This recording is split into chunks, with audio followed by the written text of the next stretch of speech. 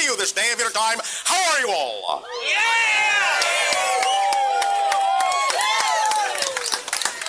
All right. First and foremost, we would like to take this opportunity to thank each and every one of you individually and all of you together collectively for the great gift you are giving to our civilization in being allowed to interact with each and every one of you.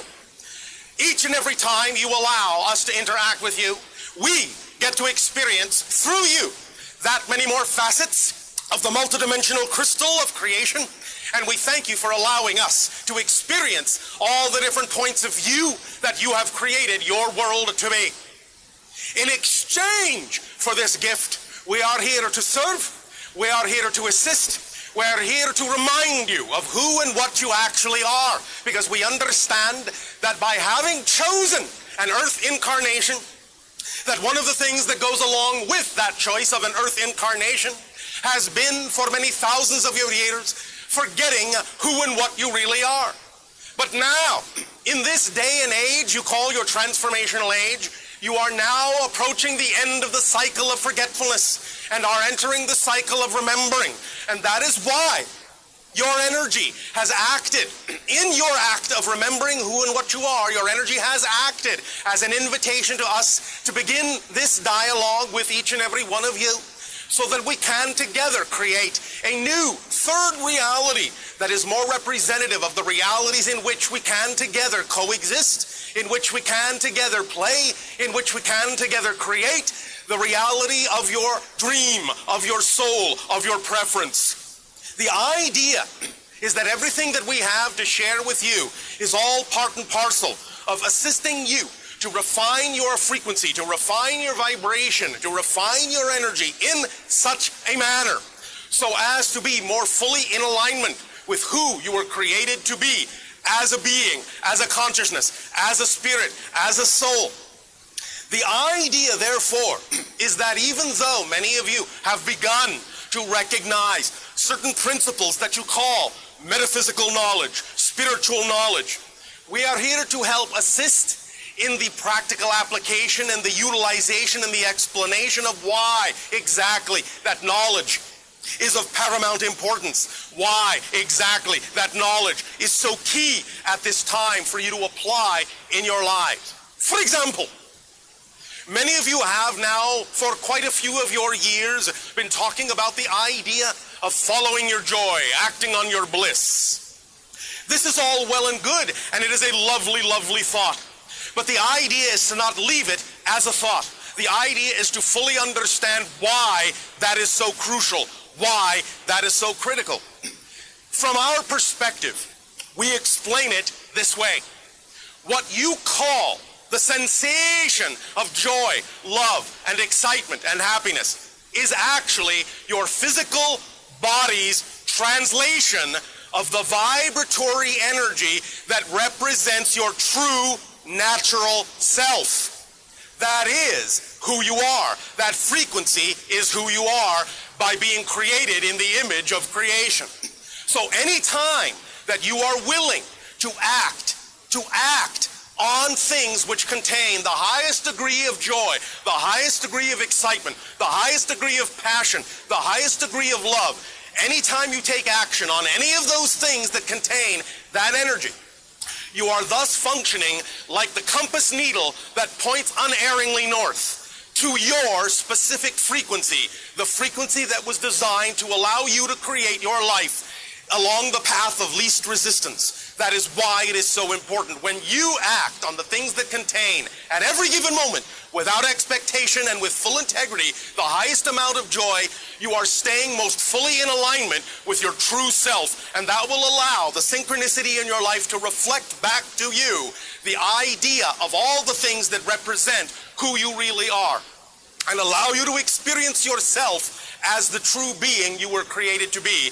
And you will thus then, through that action alone, begin to remember bit by bit, day by day, piece by piece, at whatever rate you are comfortable, you will begin to remember who you are. You will no longer be fragmented, compartmentalized consciousnesses, but you are moving toward the idea of literally rejoining, remembering, recollecting yourself into who you actually are. And as you wake up into who you actually are, you will then be understanding, truly understanding how creation works, the principles upon which it is based, and you will see that even though you can make it very complex or very complicated, the fundamental mechanism of creating your reality is very, very simple.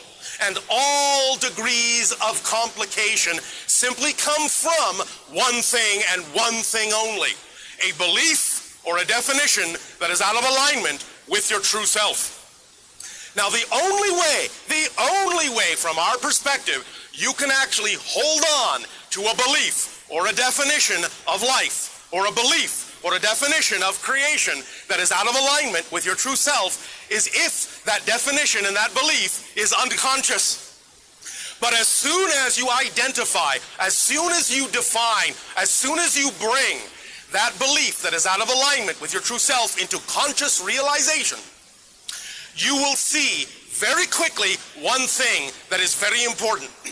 Any belief, all definition that is out of alignment with your true self, once brought into conscious recognition, will immediately and automatically appear nonsensical, illogical. It will not fit with who you know yourself to be. It will no longer make sense for you to hold on to it. You will see that it belongs to someone else. You will see that you have bought into it and taken it upon yourself as your own, perhaps from your parents, perhaps from your society, perhaps from your friends, perhaps from your loved ones. But nevertheless, as soon as you can actually shine the light of your true consciousness on a belief or a definition that is out of alignment with who you truly are, you will see that it makes no sense to hold on to it any longer. Now, if you do continue to hold on to it longer than that moment of recognition, then you can still approach it consciously and ask yourself the question, why? Why would I hold on to something I know is out of alignment and illogical and makes no sense for who I know I truly am? For then, when you begin asking those questions, are you truly in control of changing your reality and who you actually are? The idea being that if you do hold on to something you say you know doesn't serve you, then you must have created another belief, an unconscious belief, an unconscious reason for why it makes sense to do so.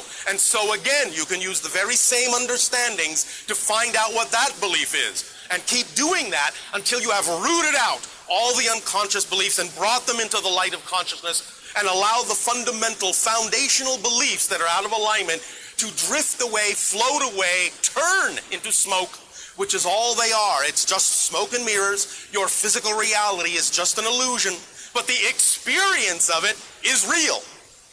That's all that's real, is your experience of it. But physical reality, that which you have surrounding you, seemingly, is all taking place within your consciousness. It is like a mirror.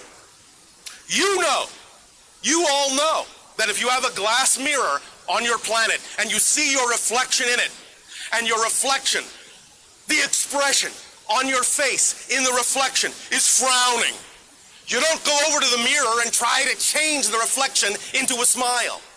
You do not manipulate the physical reality because it's only a reflection. There's nothing there. But you know that the moment you actually decide to smile, the reflection has no choice but to smile back.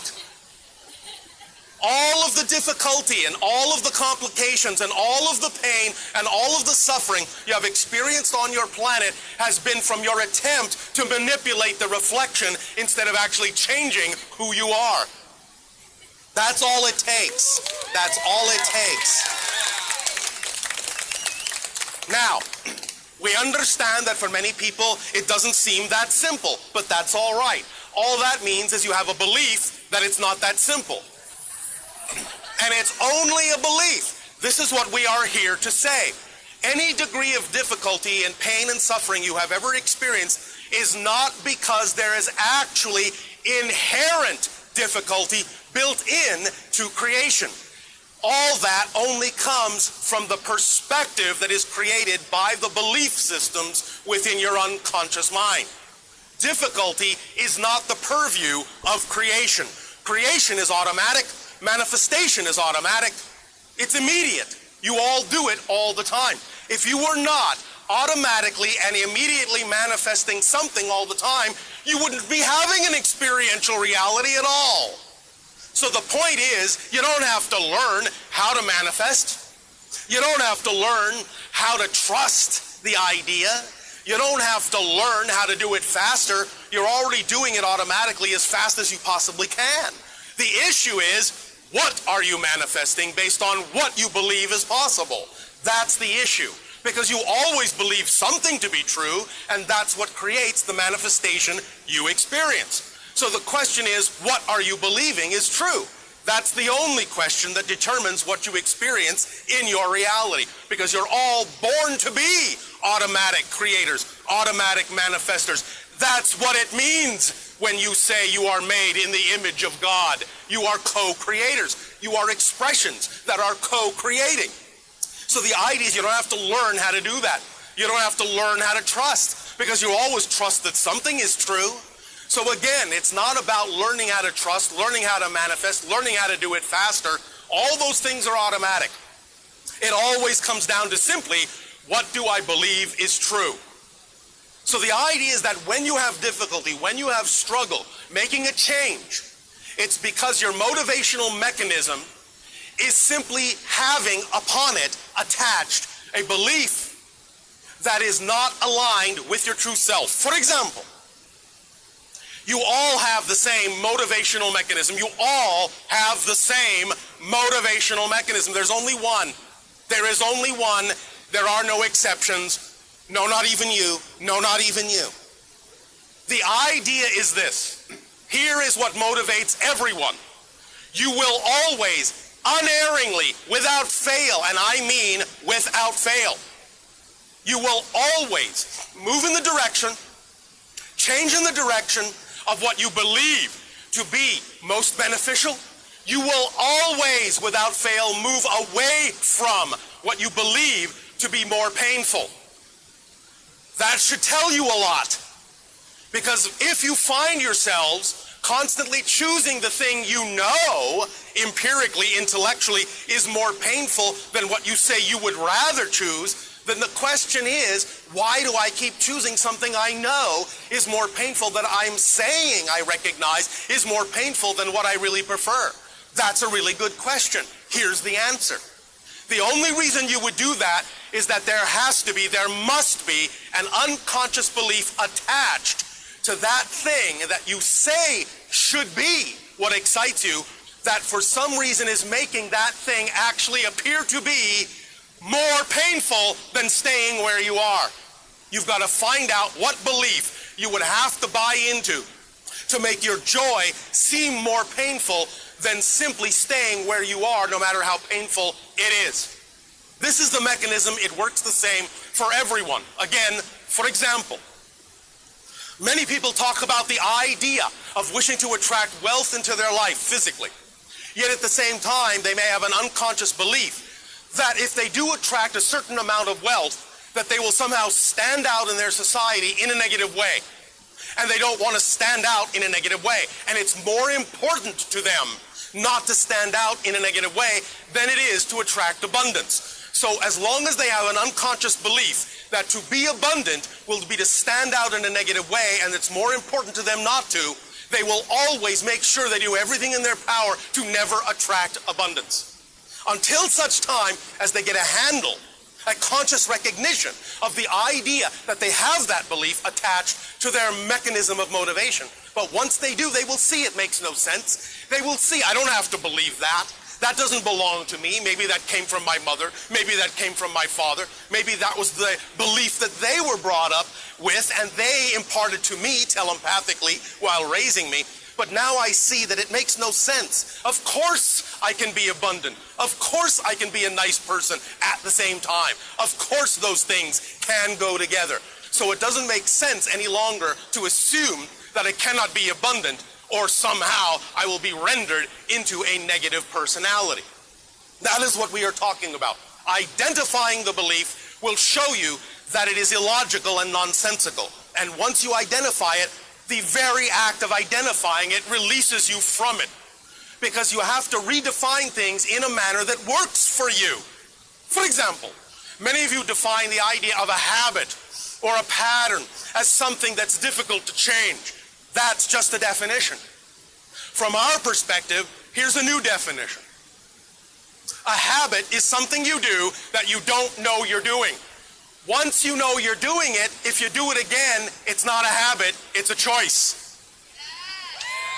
So, once you understand it's not a habit anymore and it's a choice, you are now empowered to do something about changing it. Whereas if you just assign it to the idea that it's still habitual, you have no power over it because it's still unconscious. But once you know it's a choice, then you can ask yourself the fundamental question, what would I have to believe is true about my relationship to this thing in order to believe that way, to feel this way? Once you start exploring that, once you start examining that, you will find great clarity coming to you through the synchronicity in your life. So allow yourself the opportunity to recognize that you can change the definition of things in a manner that works for you, because all things have the ability to perform double duty. No thing in life has built-in meaning. I know this will sound a little funny in your language, but the truth of it is that life is meaningless. What I mean by that is there is no automatic built-in meaning to anything. If you want to put it another way, you could say the meaning of life is for you to give it meaning. But the meaning you give it ultimately determines what effect you get out of it. The effect you get out of it is totally based on how you define your reality. This is simply what you have already recognized as the law of attraction. What you put out is what you get back. It's as simple as that. It's all about how you define your world, your reality, and your relationship to it. That's all it's based on. It's that simple. Yes, it is that simple. You don't have to believe it's that simple. That's up to you. That's your choice. If you want to make it very complicated, we would never take that away from you, because that's your choice. That's your path. And if you want to do that, our blessings to you. However, we are here to simply let you know that it doesn't have to be that way. And it is completely within your power to determine what it is you will experience in every facet and every aspect of your life. So, with all of that in mind, allow us now then to explore with you in more detail some of the specific ways in which you can apply these concepts into your own personal lives by opening this interaction up to questions or discussions you may wish to create.